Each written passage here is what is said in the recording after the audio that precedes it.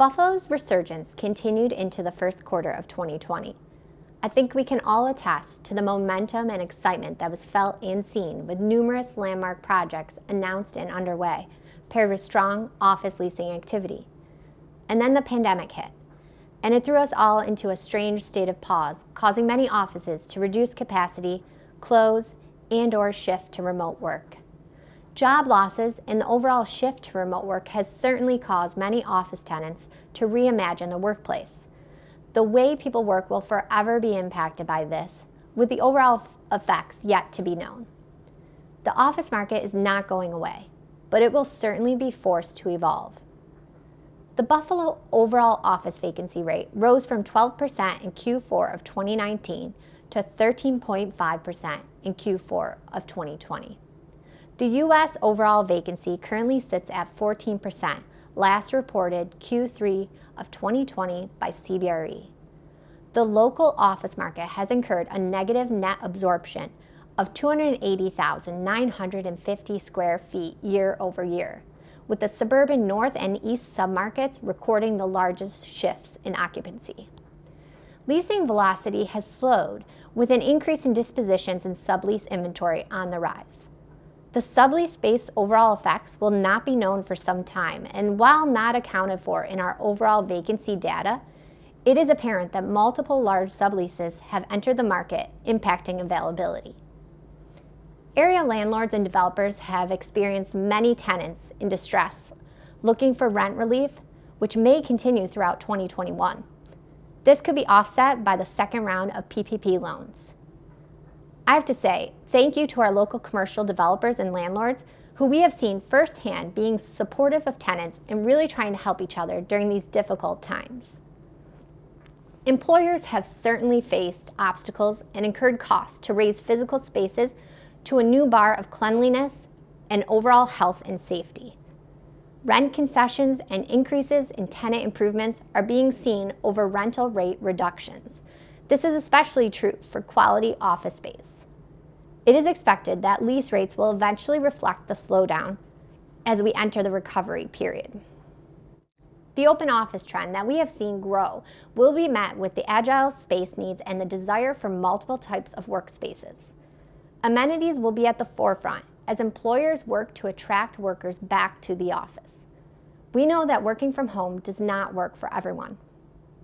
New desired amenities will likely be reflective of these times, with increased technology, bacteria-resistant materials, and HVAC upgrades and touchless access. And now I will turn it over to my teammate, Julie Green, for a construction update and future outlook. Despite the uncertainty, over 102,000 square feet of new office construction entered the market, including Uniland's Hansa, a co-working and shared office space concept. Flexible space options such as Hansa have certainly been challenged but are evolving to meet the needs of the changing work environment. These types of spaces are taking advantage of right-sizing and are providing a strategic solution to office users. CBRE notes a positive outlook for flexible space offerings in the future. It has certainly been encouraging to see many projects forging ahead despite the uncertain times. So let's highlight a few. First, there's been continued progress in leasing occurring at Seneca One Tower by Douglas Development, along with the firm's additional purchase of the 800,000 square feet historic Statler. Also, the $75 million redevelopment announced by the Main Place Liberty Group to convert the largely vacant Main Place Mall into tech-centric Class A office space. The former AMNA's building shifted from a proposed hotel and will now offer 128,000 square feet of Class A office space. Ellicott Development's project, which is right behind me, is underway at 478 Main Street and will be home to both the Army Corps of Engineers and SSA. These projects will certainly have a huge impact in the transformation up and down Main Street, and they represent just a portion of the 1 million square feet of projects either currently under construction or slated to break ground in 2021. Looking forward, we can only hope that with an increase in the vaccine distribution, we will slowly start to return to some form of normalcy. Office recovery is anticipated to be slow, as we deal with the compounding effects of closures and unemployment. Office is not dead, but it's certainly evolving.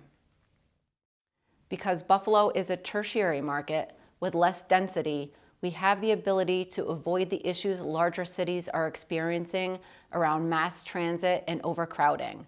Our size should work in our favor. Locally, we have strong medical and governmental sector activity with a large, skilled labor pool. Additionally, Buffalo could benefit from the hub and spoke model many companies are exploring, opening up options for talent to choose where they want to live, a plus for our region.